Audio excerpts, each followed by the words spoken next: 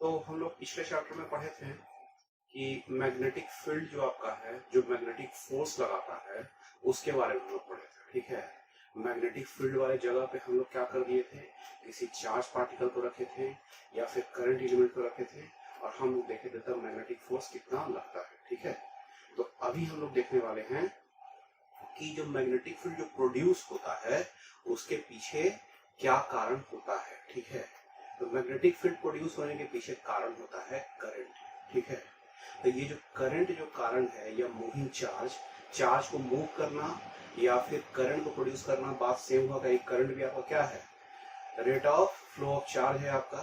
तो ये दो चीज जो तुम आपका है, या तो कहिए हम करंट के बारे में बात करें या फिर हम लोग कह रहे हैं कि यदि चार्ज फ्लो कर रहा है उसके कारण जो आपका मैग्नेटिक फील्ड बन रहा है, उसके बारे में आज हम लोग पढ़ाई करने वाले हैं। तो हम लोग सबसे पहले अपना टॉपिक लिख देते हैं। ठीक है, तो हम लोग बात कर रहे थे मैग्नेटिक फील्ड के बारे में। तो मैग्नेटिक फील्ड जो आप लोग को बताएं कि मैग्नेटिक फील्ड क्या है। मैग्नेटिक फील्ड कोई चार्ज पार्टिकल या मूविंग चार्ज पार्टिकल जो आपका है या फिर इलेक्ट्रिक करंट है, कहना एक ही बात हुआ, मूविंग चार्ज या इलेक्ट्रिक करंट, उसके कारण जो मैग्नेटिक फील्ड बन रहा है उसके बारे में हम लोग पढ़ेंगे। ठीक है, तो ये वाला चैप्टर हम लोग का इसी पे डेडिकेटेड है, magnetic field due to and electric current. तो इस चीज को हम लोग सबसे पहले टॉपिक को लिख लेते हैं।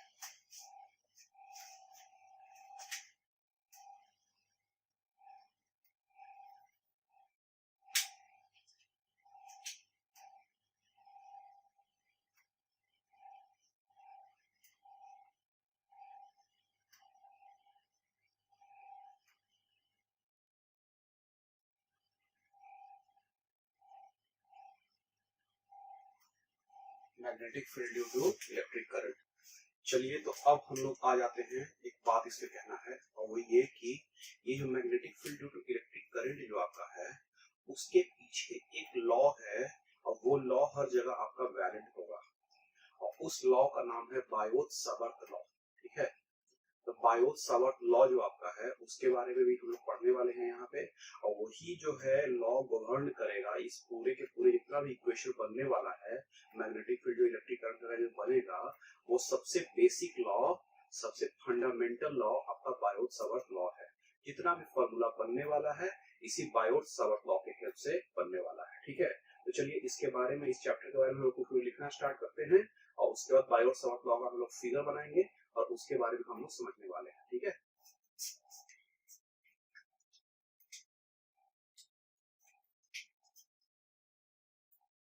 we have studied the magnetic force on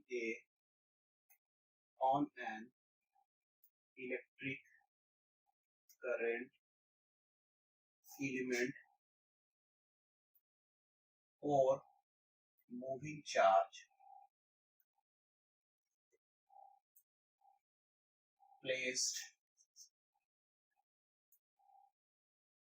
in a magnetic field। हम लोग तो अभी तक यही ना पढ़े हैं, मैग्नेटिक फील्ड में किसी मूविंग चार्ज इलेक्ट्रिक करंट को रख दिए तो कितना फोर्स लगेगा, तो वो वाला फोर्स निकालना हम लोग सीख गए थे। एक तो लूप बनाना भी सीखे थे, लूप का जब फोर्स लगता है और टॉर्क लगता है तो टॉर्क लगाना भी हम लोग देखे थे कि टॉर्क का वैल्यू क्या होता है।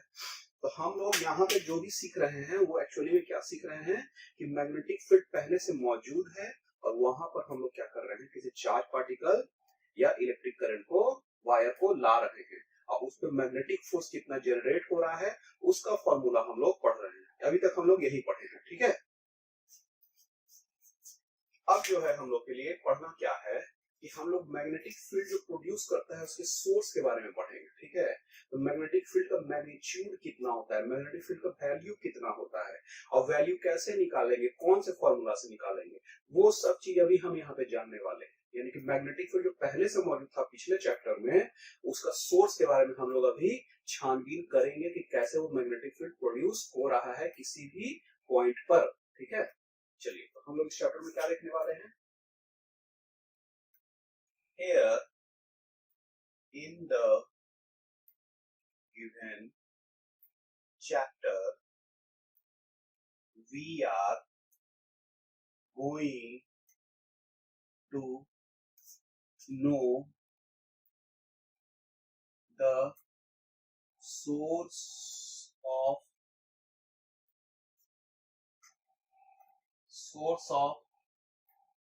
body producing magnetic field in a place।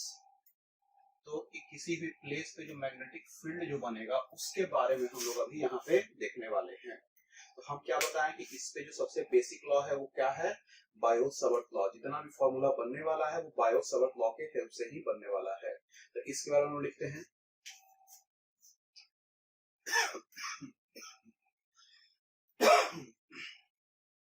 the basic and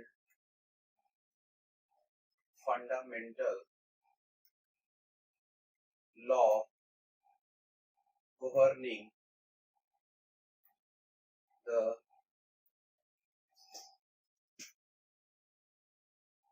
magnetic field value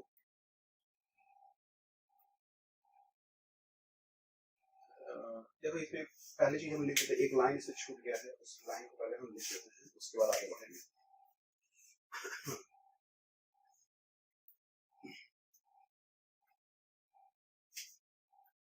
The source of magnetic field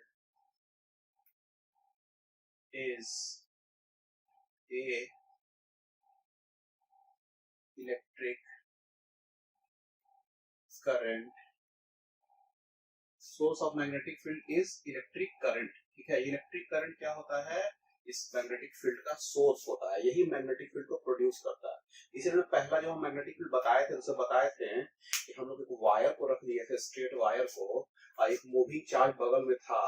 तो वो क्या हुआ था कि मैग्नेटिक फील्ड के कारण उसमें मैग्नेटिक फोर्स लग रहा था, और क्या कर रहा था, वो जो वायर जो करंट था उसके साइड में वो मुड़ते जा रहा था, तो गोल गोल घूमना स्टार्ट कर दिया था। तो गोल गोल घुमा था क्यों, क्योंकि मैग्नेटिक फील्ड बना था।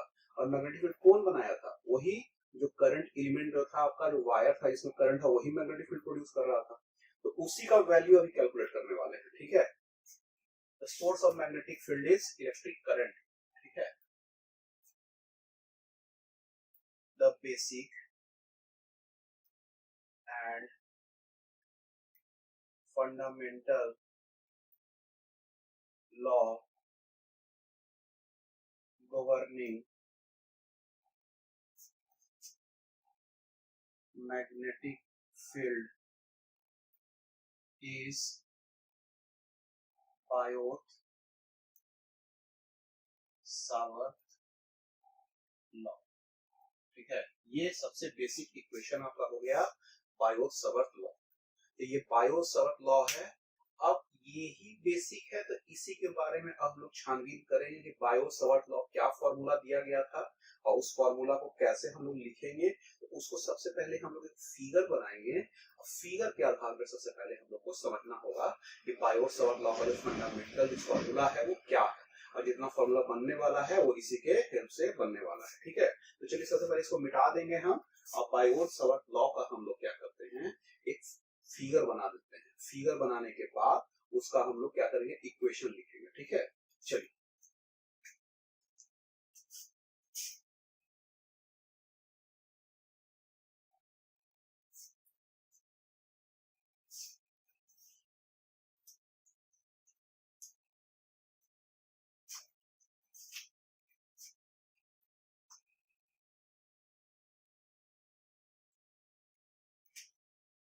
बायो-सावर्त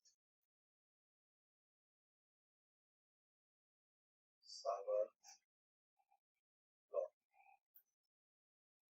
चलिए इसका पहले फिगर बना दिया जाए।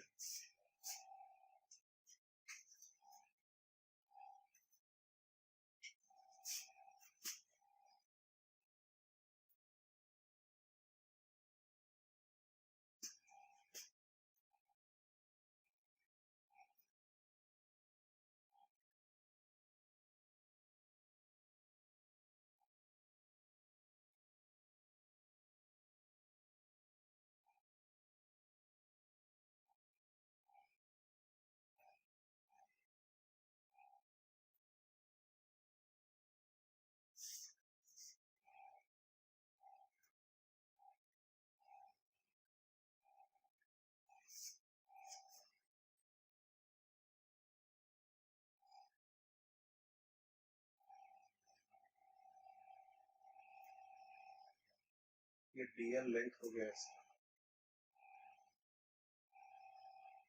ये एंगल थीटा बना रहा है, करंट आई है, करंट आई है।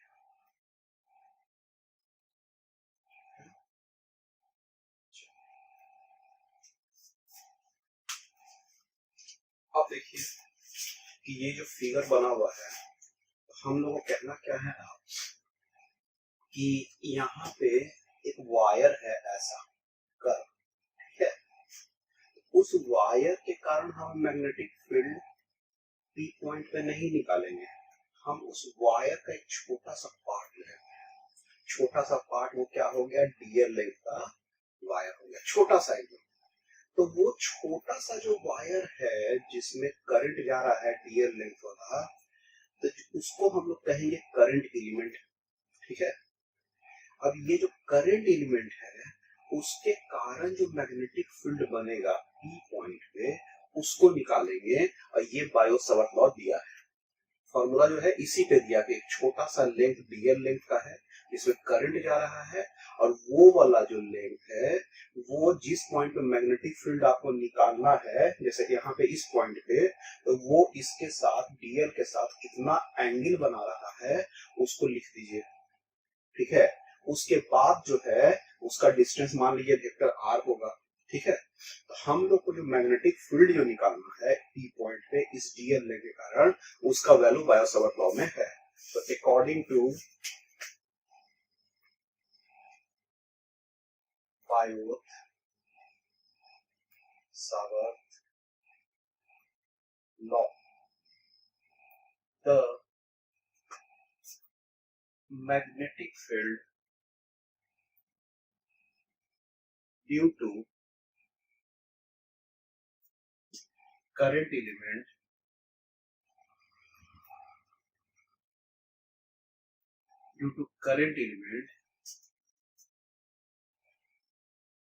at a point P, at a point P is given by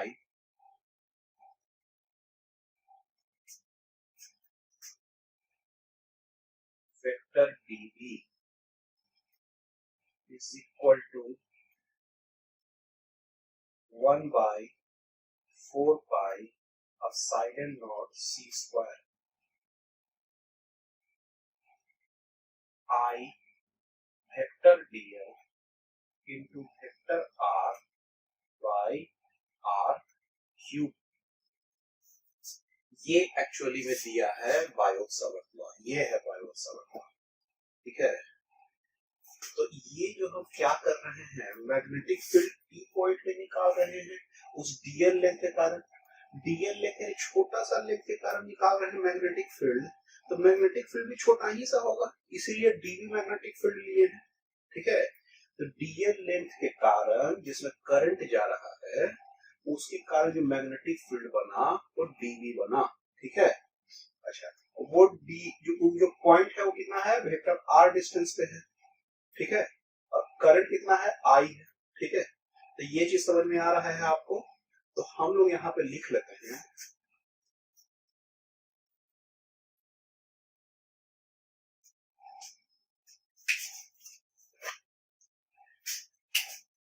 here vector dv is the small magnetic field due to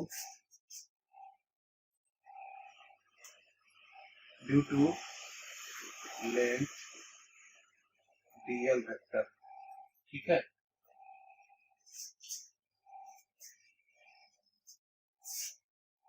placed carrying current I, carrying current I in it, ठीक है। also vector r is the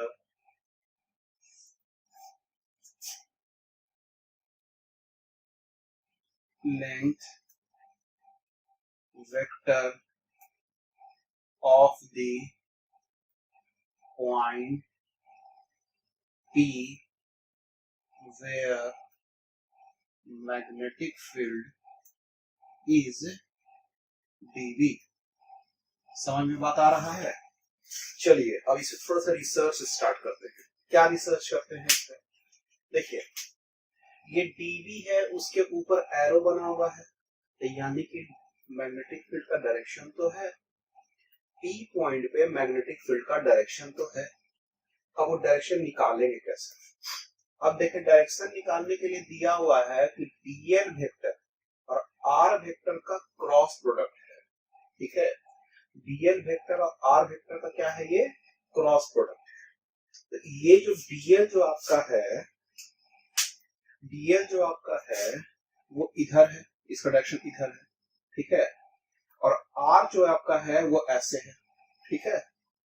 तो हमको जब P point पे magnetic field निकालना है तो हमको dl के तरफ अपना राइट हैंड के उंगली को इस तरह से रखना है कि जब मोड़े तो r के तरफ मुड़ जाए। तो dl के तरफ हम ऐसे रखते हैं और ऐसे जब उंगली मुड़ रहे हैं तो r के तरफ मुड़ रहा है, देखिए मुड़ रहा है। तो ये जो अंगूठा है मेरा, तो अंगूठा का डायरेक्शन किधर है? अंदर साइड में। तो ये जो अंदर साइड में मैग्नेटिक फील्ड बनेगा यहाँ पर, और ये जो क्रॉस का जो साइन है वो अंदर वाला साइन है। समझ में बात आ रहा है? ये जो क्रॉस का साइन है, हम पहले ही बता चुके थे कि मैग्नेटिक फील्ड में या किसी भी चीज में, करंट में भी यदि अंदर के साइड में होगा, गोइंग इनसाइड द बोर्ड, तो वो आपका क्रॉस से शो होगा, और यदि ऊपर की तरफ आएगा तो वो डॉट से शो होगा। यानी कि ये डॉट यहां दिया हुआ है, इसका मतलब यहाँ पे मैग्नेटिक फील्ड इसके कारण अंदर साइड में होगा, और यहाँ पे मैग्नेटिक फील्ड इसके कारण ऊपर के साइड में होगा। चेक करते हैं है कि नहीं है, कि गलत दिया हुआ है। चलो देखते हैं इसको। अब क्या करते हैं कि dl इधर कर देंगे, इसका जो r वेक्टर होगा यहाँ से यहाँ तक मिला देंगे, तो r वेक्टर यहाँ से यहाँ जाएगा। तो dl की तरफ हम उंगली को कर देते हैं और मोड़ते हैं अपना उंगली को r के तरफ। यहाँ से यहाँ r है ना, तो r की तरफ मोड़ते हैं तो अंगूठा किधर आ रहा है? बाहर के साइड में। यानी कि इस पे जो मैग्नेटिक फील्ड पे बनने वाला है वो क्या बनेगा? बाहर के साइड में बनेगा। यानी कि ये dl के कारण इधर साइड में जब ले रहे हैं तो मैग्नेटिक फील्ड अंदर, इधर जब साइड में ले रहे हैं तो मैग्नेटिक फील्ड बाहर। समझ में बात आ रहा है? तो चलिए डायरेक्शन को अच्छे से समझना है, डायरेक्शन में कोई भी कंफ्यूजन नहीं रखना है हमको, ठीक है। तो डायरेक्शन को हम लोग सबसे अच्छा से ध्यान देंगे। चलिए इसमें लिखते हैं हम लोग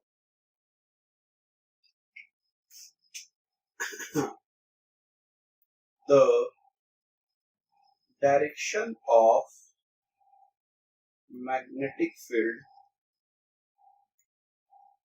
is perpendicular to the direction of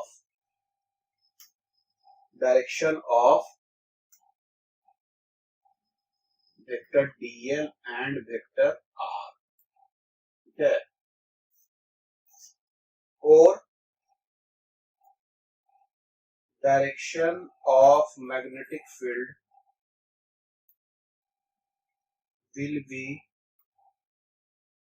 according to right hand thumb rule, right hand thumb rule। देखिए कहने का क्या मतलब है कि मैग्नेटिक फील्ड डायरेक्शन में क्या होता है? dl और r का क्या है? क्रॉस प्रोडक्ट है। क्रॉस प्रोडक्ट में हम लोग देख रहे हैं कि मैग्नेटिक फील्ड वहां पे अंदर साइड में आया था, इधर बाहर साइड में आया था मैग्नेटिक फील्ड। तो अभी हम कहना क्या चाह रहे हैं कि मैग्नेटिक फील्ड जब बाहर आए चाहे अंदर आए, तो क्रॉस प्रोडक्ट में हमेशा याद रखना है कि डायरेक्शन हमेशा जो आता है, बनता है, वो हमेशा dl के और r के दोनों के परपेंडिकुलर होता है। क्रॉस प्रोडक्ट में ऐसे तो आप बता रहे हैं कि हाँ ठीक है भाई, ये अंदर गया ये बाहर आया, लेकिन वो जो अंदर गया बाहर आया, आप गौर कीजिएगा ये dl के भी परपेंडिकुलर है और r के भी परपेंडिकुलर है। तो देखिए कैसे, इसका मैग्नेटिक फील्ड जो है, देखिए इसका ये टिप है, ये एरो है, ये अंदर जा रहा है, मैग्नेटिक फील्ड इधर अंदर जा रहा है। तो देखिए ये डीएल ऐसे है, ये तो प्लेन में है, तो अंदर मैग्नेटिक फील्ड जा रहा है, इसके परपेंडिकुलर हुआ कि नहीं हुआ? तो डीएल के परपेंडिकुलर हो गया। आर के परपेंडिकुलर है कि नहीं? आर ऐसे है और ये भी अंदर जा रहा है, तो यदि मैग्नेटिक फील्ड अंदर बन रहा है, डीएल के परपेंडिकुलर हो गया, आर के परपेंडिकुलर हो गया। वही ये लाइन लिखे है, direction of magnetic field is perpendicular to the direction of dl and vector r. ठीक है, उसी तरह से यहाँ पर भी डीएल, इधर मैग्नेटिक फील्ड इधर आ रहा है, तो डीएल के परपेंडिकुलर यहां से आर है, तो उसके परपेंडिकुलर हो गया। समझ में बात आ रहा है? तो मैग्नेटिक फील्ड का जो डायरेक्शन है आपका, वो आपको समझ में अच्छे से आना चाहिए। मैग्नेटिक फील्ड का डायरेक्शन समझ में आ जाएगा बहुत अच्छा, तो फिर बाकी चीज आसान होगा, क्योंकि बहुत सारा चीज में हम लोग को अभी देखना है। ठीक है, बहुत सारा फॉर्मूला हम लोग डिराइव करने वाले हैं, तो जहां यहाँ पे आप लोग चुकिएगा तो फिर गड़बड़ा जाइएगा। ठीक है, तो इस चीज को, डायरेक्शन को हम लोग को ध्यान में अच्छे से रखना है। ठीक है, चलिए, तो ये चीज को यहाँ तक लिख लेना है। ठीक है, या एक चीज और कह सकते हैं इसको, और डायरेक्शन कहने का सब तरीका अलग है, बाकी सब लाइन सेम है। ठीक है, लेकिन आप लोगों को इलैबोरेट करने के लिए सिर्फ समझा रहे हैं कि ये ऐसा होता है। और direction of magnetic field is perpendicular to the plane of vector dl and vector r. देखिए, कहने का मतलब क्या हुआ ना कि डीएल और आर को एक प्लेन में समझ जाइए। दो वेक्टर को हम लोग एक प्लेन में मान सकते हैं, कोई भी दो वेक्टर है, इधर जा रहा है, इधर जा रहा है, तो हम समझेंगे कि एक ही प्लेन है। हा? अब उस प्लेन से जो बी का वेक्टर डीबी का जो डायरेक्शन होगा वो परपेंडिकुलर होगा।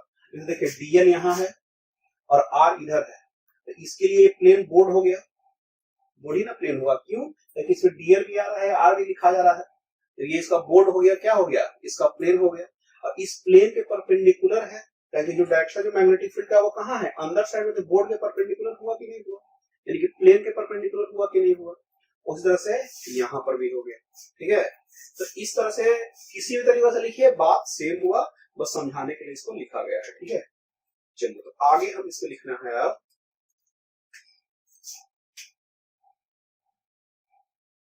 here c is equal to speed of light। c जो आपका क्या है? स्पीड ऑफ लाइट है आपका। ठीक है, अच्छा, उसके बाद जो आपका c equal to speed of light हो गया, और 1/(epsilon0 c स्क्वायर जो होगा, इसको कहेंगे म्यू नॉट। ठीक है, और इसको हम लोग कहते हैं permeability of vacuum. Permeability of vacuum, समझ में बात आ रहा है? तो ये परमिएबिलिटी ऑफ वैक्यूम हो गया। ठीक है, अच्छा, उसके बाद फिर परमिएबिलिटी ऑफ वैक्यूम होने के बाद, अच्छा, म्यू नॉट का जो वैल्यू हो जाएगा वो हो जाएगा 4 पाई इंटू 10⁻⁻7 टेस्ला मीटर पर एम्पेयर, या tesla metre ampere to the power -1, ऐसा भी लिख सकते हैं। ठीक है, तो ये वैल्यू हो गया 4 पाई इंटू 10⁻7 टेस्ला मीटर पर एम्पेयर। टेस्ला किसका यूनिट था? मैग्नेटिक फील्ड का यूनिट था। ठीक है, तो सब चीज को काटे छाटेंगे हम, तो इसका मतलब जो यूनिट आना चाहिए वो किस में आना चाहिए? टेस्ला में आना चाहिए। और टेस्ला किसका यूनिट है? मैग्नेटिक फील्ड का यूनिट है। यानी कि ये जो पूरा चीज को काट छाट के जब लाया जाए तो मेरा आना चाहिए मैग्नेटिक फील्ड एंड टेस्ला आना चाहिए। ठीक है, चलिए वो चेक कर लेते हैं इसको अलग से, इसको बाद में कोना में लिख सकते हैं या फिर समझ सकते हैं इसको। देखिए क्या है, तो 1/(epsilon0 c स्क्वायर जो आपका हो गया, 1/(epsilon0 c स्क्वायर जो हो गया, इसका म्यू नॉट का वैल्यू क्या है? टेस्ला मीटर पर एम्पेयर में हो गया। ये क्या हो गया? Tesla metre ampere to the power -1। अच्छा, ये डीएल जो आपका हो गया वो क्या हो गया? लेंथ हो गया, यानी कि मीटर। ठीक है, अच्छा, डीएल हो गया, और आर जो आपका हो गया वो भी मीटर में हो गया। ठीक है, तो metre into metre by metre का मीटर इंटू मीटर, और बाय क्या हो गया नीचे मीटर का क्यूब, ठीक है। तो क्या हो गया, मीटर मीटर कटा, 1 मीटर बचा, 1 मीटर इससे कट गया, ठीक है। अच्छा ये आई जो है उसका एम्पेयर भी लिख लीजिए, तो ये क्या हो गया, टेस्ला एम्पेयर -1 + 1 क्या हो गया, टेस्ला हो गया। ये क्या आ गया, यूनिट, मैग्नेटिक फील्ड का यूनिट आ गया। तो मैग्नेटिक फील्ड है ना ये, इसका पूरा जो वैल्यू है, जो यूनिट है, वो क्या आना चाहिए था, टेस्ला में आना चाहिए था, और टेस्ला में इसका वैल्यू आ रहा है, ठीक है। चलिए इस चीज को उतारा जाए अभी यहाँ पर, उसका इसको मिटाएंगे, फिर और भी चीज लिखना है अभी।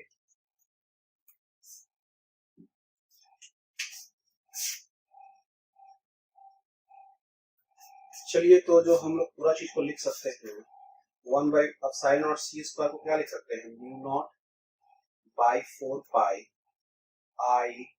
dl into vector r by r cube. ये मैग्नेटिक फील्ड का वैल्यू हो गया, ठीक है। ये मैग्नेटिक फील्ड का आपका क्या हो गया, वैल्यू हो गया, ठीक है। अब क्या करने का है हमको, ये जो मैग्नेटिक फील्ड का जो वैल्यू है इसको हम ऐसे में लिख सकते हैं, सिर्फ dv लिखेंगे तो ये क्या हो जाएगा, μ0/4πi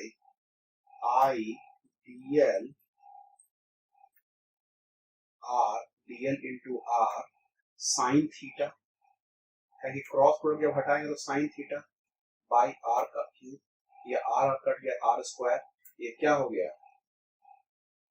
यहाँ हो गया dv is equal to μ0/4πi dl sine theta by r का स्क्वायर, ठीक है।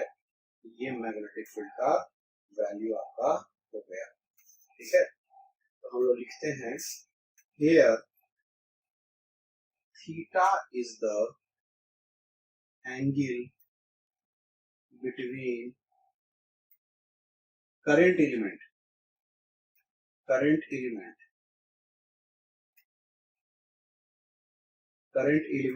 and the distance, current element vector dl and the distance vector r, ठीक है। तो ये दोनों के बीच का क्या हो गया, थीटा एंगल हो गया। तो ये जो हम लोग मैग्नेटिक फील्ड का जो वैल्यू है इस तरह से भी हम लोग लिख सकते हैं, ठीक है। चलिए यहां तक लिखिए, उसके बाद हम लोग लिखना स्टार्ट करते हैं क्या, according to the vector product the direction of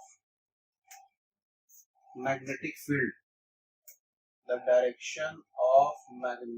field at point P is going inside the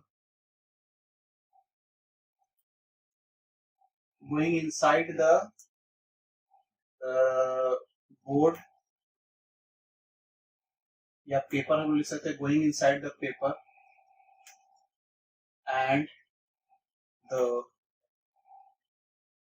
direction at point Q is coming towards the viewer, ऐसे तो गोइंग इनसाइड द पेपर या गोइंग अवे फ्रॉम व्यूअर ऐसे लिख सकते हैं, away from viewer मतलब हमारा देखने वाला से क्या हो रहा है, वो दूर जा रहा है, ये क्या रहा है, पास आ रहा है, ठीक है। इस तरह से लिख सकते हैं। So the direction at P is shown as cross and at Q as dot, ठीक है। तो ये क्रॉस वाला साइन क्या है, अंदर जाने वाला है, और डॉट वाला क्या है, ऊपर निकलने वाला है, ठीक है। तो ये एक्चुअली में डायरेक्शन को बताता है, ठीक है। तो तो ये जो बेसिक चीज है आपका वो मैग्नेटिक फील्ड का वो यहाँ पे आपका हो गया है। ठीक है, चलिए सो जल्दी से उतारिए। तो एक क्वेश्चन उतारा जाए। A wire placed along north-south direction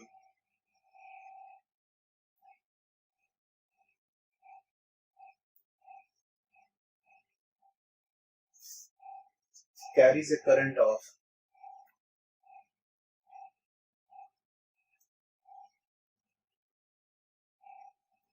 10 ampere from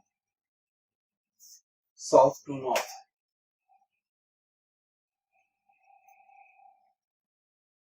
ठीक है, find the magnetic field. Find the magnetic field due to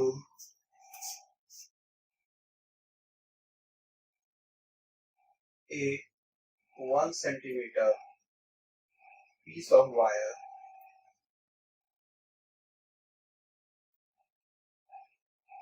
at a point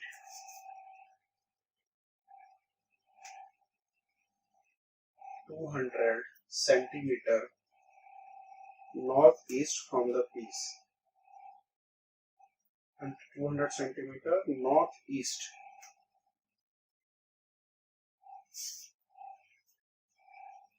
from the piece.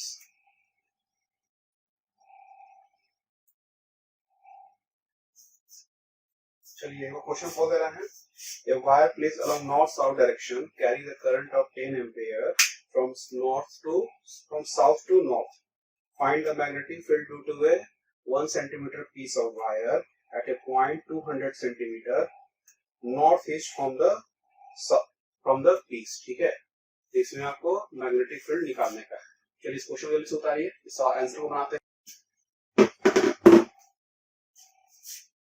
चलिए इस क्वेश्चन को बनाया जाए। वायर कहाँ है आपका? North south direction. Wire place along north से साउथ डायरेक्शन में क्या कर रहा है? करंट आपका जा रहा है 10 एम्पीयर का। ठीक है, तो डायरेक्शन के लिए हम लोग सबसे पहले क्या पता है? East, west, north, south. ठीक है, अच्छा अब क्या है? ईस्ट, वेस्ट, नॉर्थ, साउथ में अब करंट कैसे जा रहा है? South to north. करंट ऐसे जा रहा है साउथ टू नॉर्थ। ठीक है, अच्छा कितना करंट है इसमें? 10 एम्पीयर का करंट है। Find the magnetic field of 1 centimetre piece of wire. 1 centimetre इसका वायर का पीस को ले लेना है at a point 200 centimetre.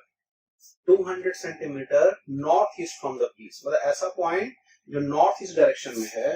North east direction, ये जो डायरेक्शन होगा जो 45 डिग्री और 45 डिग्री यानी टोटल 90 डिग्री होगा, तो 45 डिग्री भी क्या होगा? इधर जा रहा होगा। तो ये मान लीजिए कि यहाँ से इधर साइड में होगा और इसका दूरी कितना है? 200 सेंटीमीटर। ठीक है, तो ये वाला पॉइंट है P। ठीक है, तो आपका जो बोल रहा है, अच्छा ये डायरेक्शन एंगल कितना होगा? ये 45 डिग्री होगा, ताकि ये एकदम स्ट्रेट है, तो नॉर्थ है, नॉर्थ है, तो ये वाला एंगल 45 डिग्री होगा। ये 45 डिग्री हो गया। तो आपको पॉइंट P पे आपको मैग्नेटिक फील्ड निकालना है, छोटे से वायर निकालना है। इसका लेंथ कितना लेना है? 1 सेंटीमीटर। इसमें करंट जा रहा है 10 एम्पीयर। समझ में बता रहा है? तो मैग्नेटिक फील्ड कैसे जा रहा है, मतलब ये करंट कैसे जा रहा है, मैग्नेटिक फील्ड कैसे निकालने का है हमको। तो हम लोग कौन सा फॉर्मूला यूज करना है? बायो-सावर्त लॉ वाला। ठीक है, चलिए यूज करते हैं हम लोग। Magnetic field at P due to 1 centimeter wire is dV is equal to mu naught by 4 pi I vector dl into vector r by r cube। यही ना फॉर्मूला है। म्यू नॉट का वैल्यू डाल देते हैं 4 pi into 10 to minus 7 10 to the power minus 7 by 4 pi. ठीक है, अच्छा I का जो वैल्यू है वो कितना है? 10। अच्छा dl का जो वैल्यू है वो लेंथ का वैल्यू कितना है? 1 सेंटीमीटर, यानी 1 into 10 to the power minus 2। अच्छा, और r का जो वैल्यू है वो लेंथ कितना है? 200 सेंटीमीटर, यानी कि 200 200 into 10 to the power minus 2 dl into r sine theta यानी कि साइन 45 डिग्री भी हो जाएगा अब बाई आर क्यूब यानी कि 200 into 10 to the power minus 2 का क्यूब। समझ बात आ रहा है? तो ये जो चीज है यहां से तो ये कट गया, ये हो गया 2। ठीक है, देखते हैं ये 4 पाई में कट गया तो कितना बचा 10 टू द पावर माइनस 7। अच्छा ये 10 और 10 टू द पावर माइनस 2 कितना हुआ 10 टू द पावर माइनस 1। अच्छा साइन 45 का वैल्यू कितना होगा, साइन 45 का जो वैल्यू होगा 1 by root two, 1 by root to.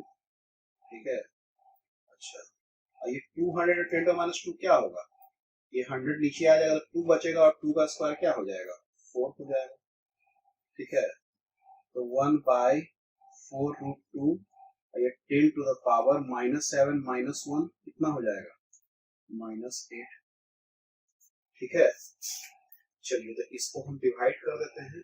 अच्छा तो यूनिट किस में आएगा, टेस्ला में आएगा। मैग्नेटिक फील्ड का वैल्यू निकालना है ना, इसका वैल्यू टेस्ला में आना चाहिए। ठीक है,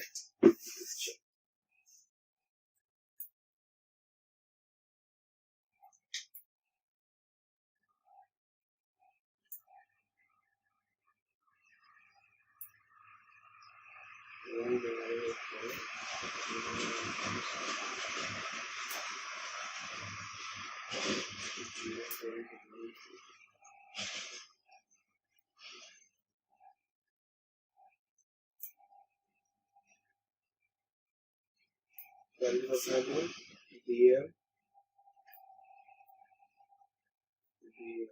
ठीक है,